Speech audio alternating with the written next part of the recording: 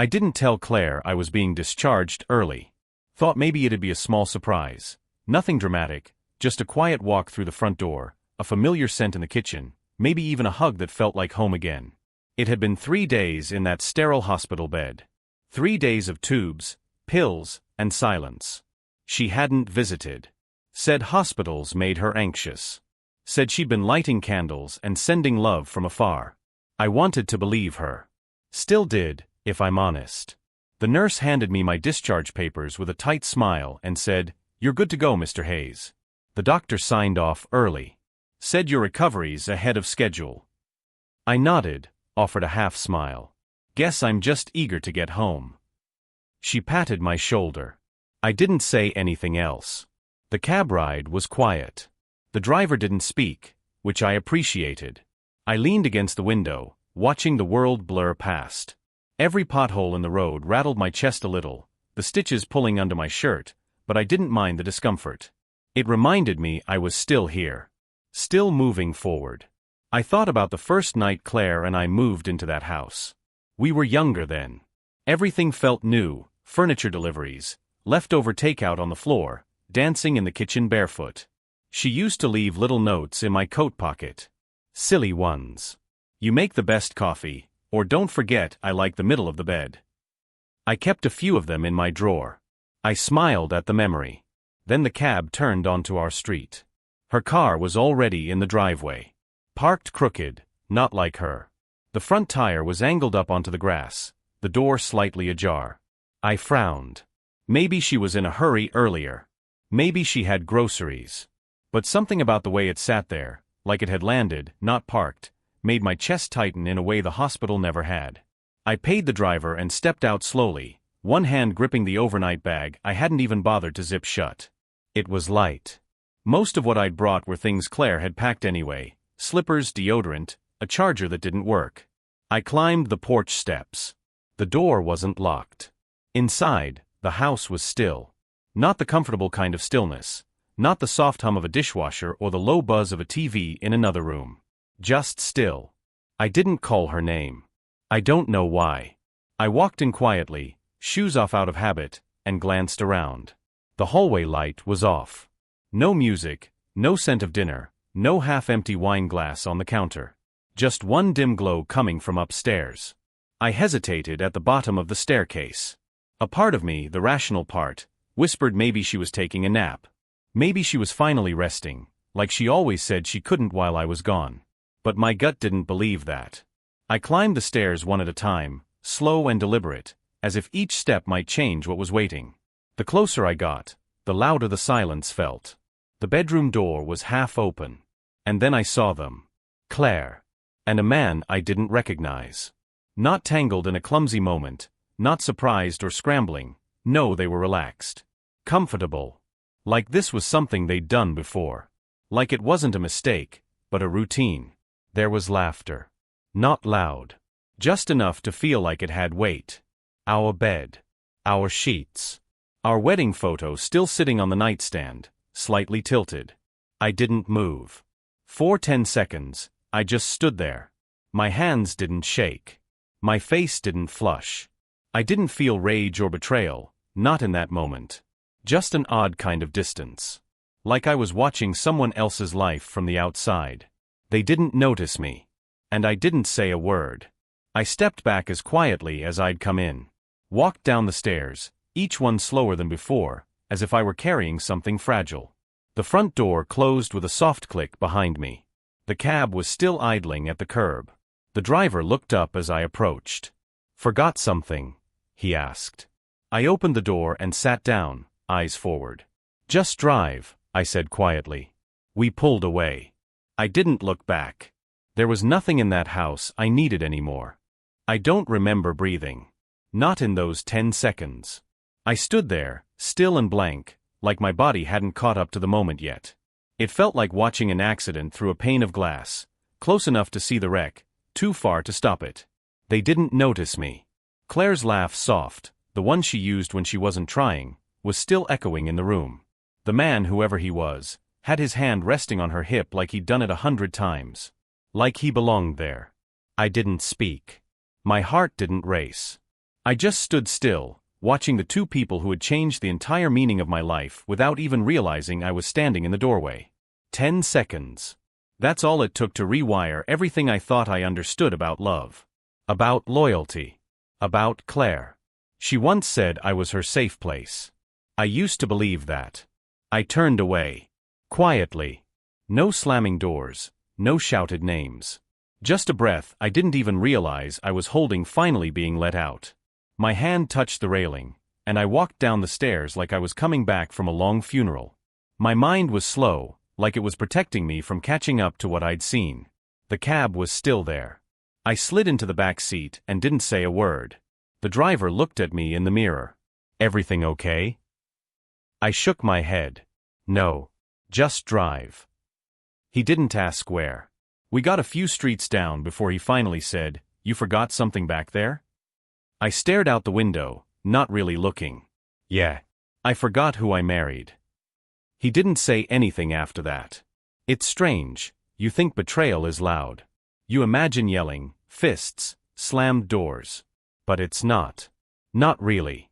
It's quiet. It's the moment when you stop recognizing the person you thought you knew best.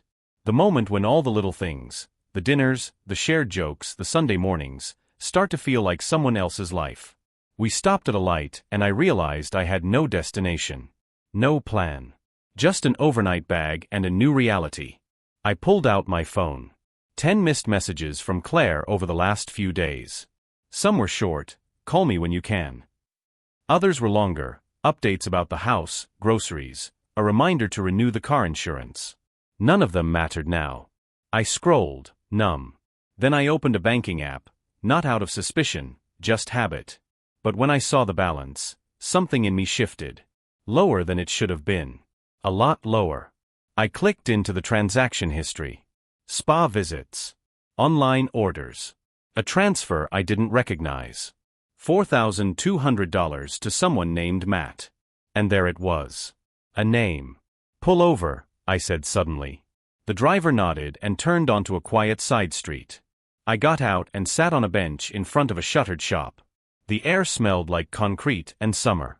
My chest ached, partly from the surgery, partly from everything else. I called a number I hadn't used in years. "Carl Matthews," the voice answered, brisk and familiar. "It's Tom," I said. There was a pause. "Tom? You okay?" "No," I answered. "But I think I'm about to be." He waited. I didn't explain everything, just the basics. What I saw. What I realized. "I need to talk," I said. "Soon." "You're not thinking of doing anything stupid, are you?" he asked quietly. "No. I'm thinking of doing something smart." He exhaled. "Come by in the morning. Early." "Thanks." I hung up and sat still, phone in my lap, bag by my feet. 10 seconds. It kept playing in my head like a loop. Her laugh. The sheets we picked out together. The photo frame on the nightstand, tilted like it couldn't bear to look either. But I didn't cry. I just sat there, watching the city carry on like nothing had changed, like my whole world hadn't just been quietly broken in a room upstairs. And that's when I realized something. This wasn't the worst day of my life. It was the clearest. I didn't go back to the hotel that night. I sat in Carl's guest room, lights off, phone in my hand, replaying everything. The house. The man. The silence. The 10 seconds. Sleep never came. Instead, I started making lists. Not revenge. Not spite. Just removal. Quiet, thorough removal. I thought about every conversation Claire and I had ever had about the house, the business, the accounts. The way she always brushed off paperwork, said she trusted me with all the technical stuff. At the time, I thought it meant she had faith in me. Now, I realized it just meant she was never paying attention. Around 5:30 a.m., I called the bank.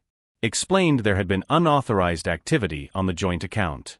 They asked a few questions, put a freeze on everything, and flagged her card for investigation. By 6:10, I'd already submitted a form to transfer our savings, what was left, into my private account. She didn't even know it existed. Then came the locksmith. He arrived around noon. "Whole house?" he asked, pulling tools from the back of his van. "Every door," I said. "Garage too. And the code to the alarm system, reset it. Make sure her access is gone." He didn't ask questions. Most people in his line of work already know the story before you tell it. I walked room to room, checking drawers, looking at what felt different. Her perfume was still on the bathroom counter.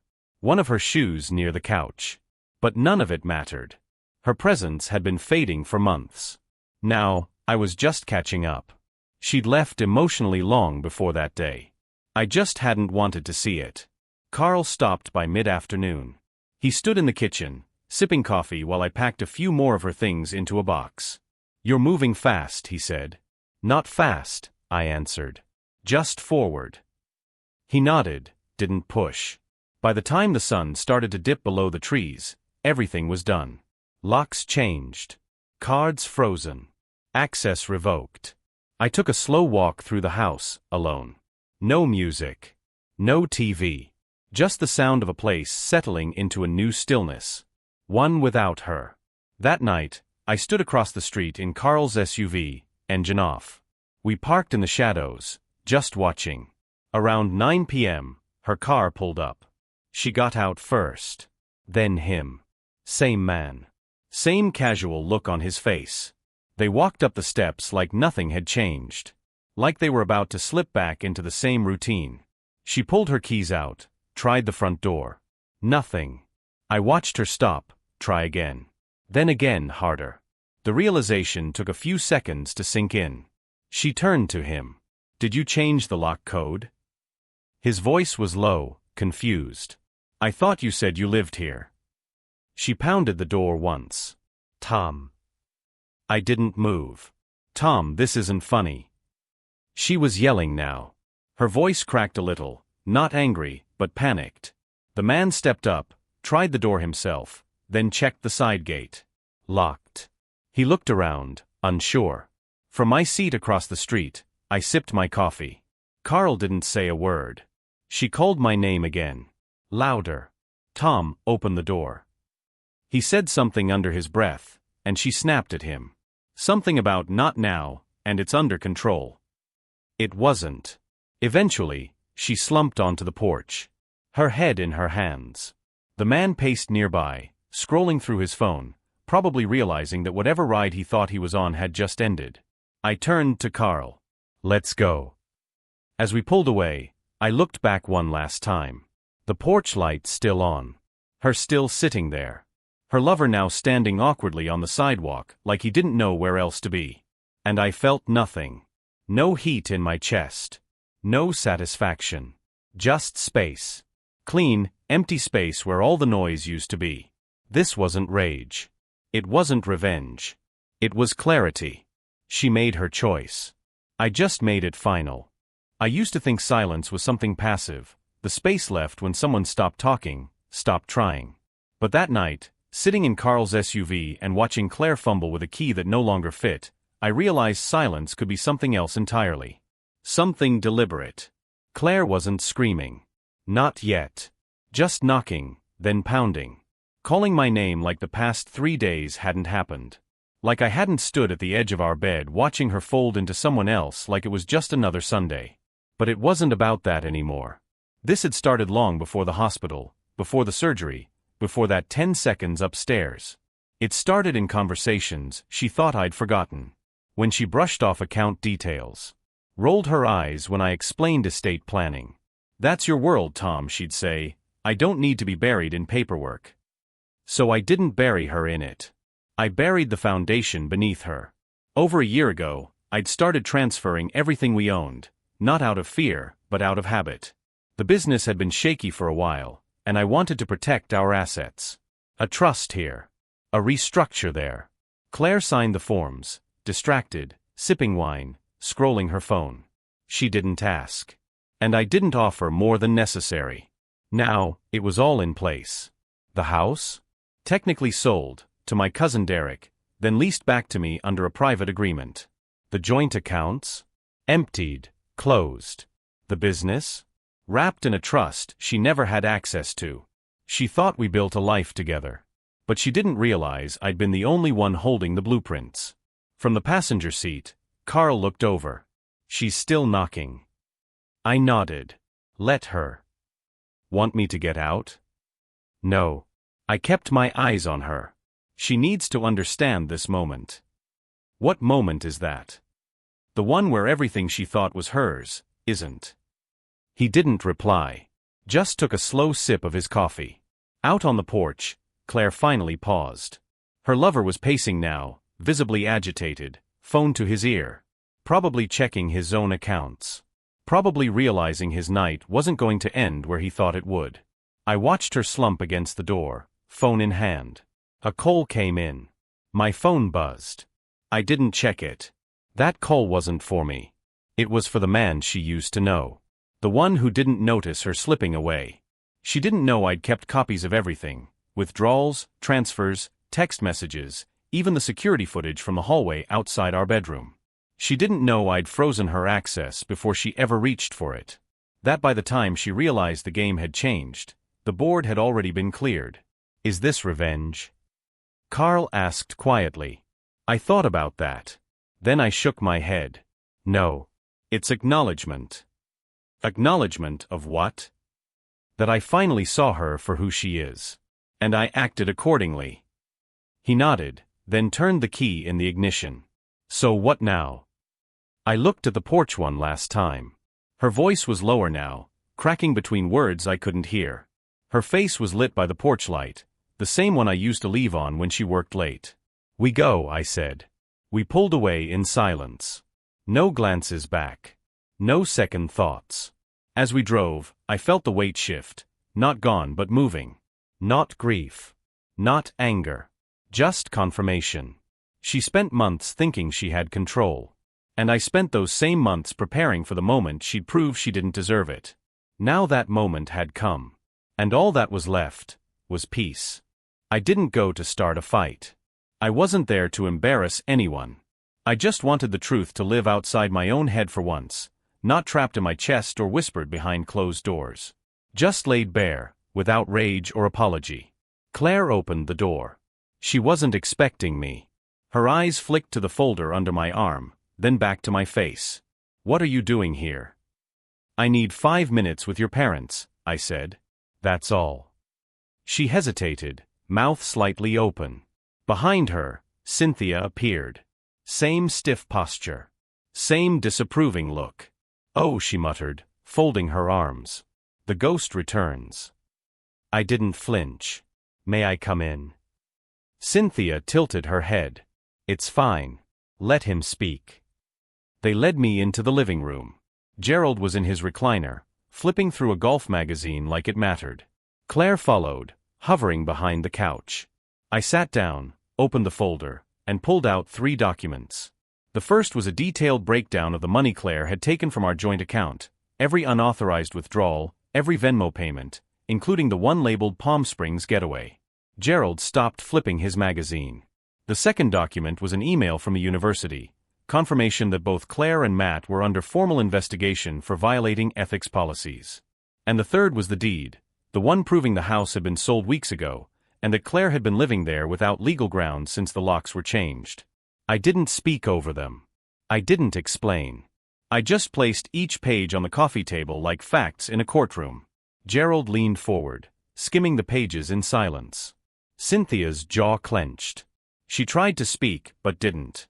Claire, she didn't sit. Didn't interrupt. Just stood there frozen. "You're bluffing," Cynthia finally said. "Feel free to verify it with the county registrar," I replied. My voice didn't rise. "Everything's filed." Gerald looked up at me. Not the way he used to, not with judgment. Just quiet acknowledgement. A kind of reluctant respect. "Why are you doing this?" Claire finally asked. Her voice cracked. "For 12 years, I said, I put this family first. Paid bills. Kept the peace. Swallowed comments like the ones your mom made at Thanksgiving." I turned to Cynthia. I remember the exact words. "You're not the husband we prayed for, but at least you pay the bills." She looked away. I continued, "I never asked for anything back. Just respect. But you made sure I left that hospital into a home I no longer recognized. So this isn't revenge. It's clarity. For all of us. Then I pulled out the last page. A mortgage assistance cancellation notice. The one I'd been paying on their home every month without ever mentioning it.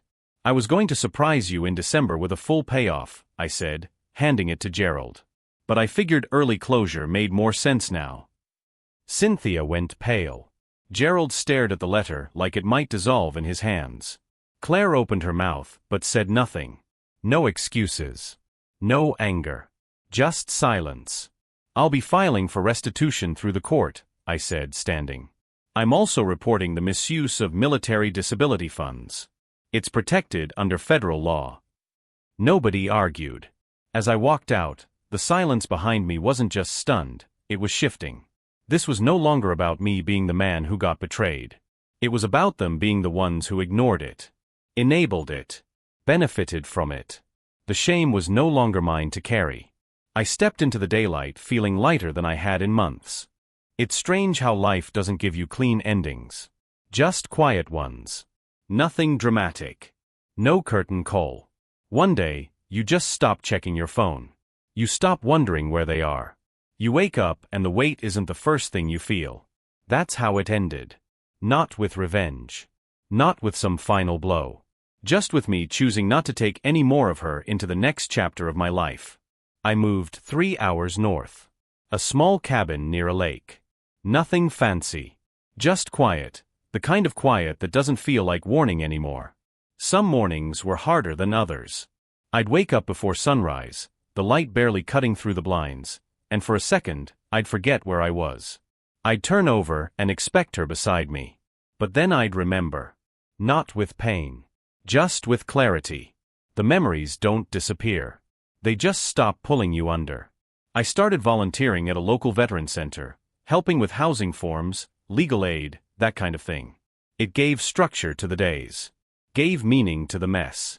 One afternoon, a young guy named Ray sat across from me.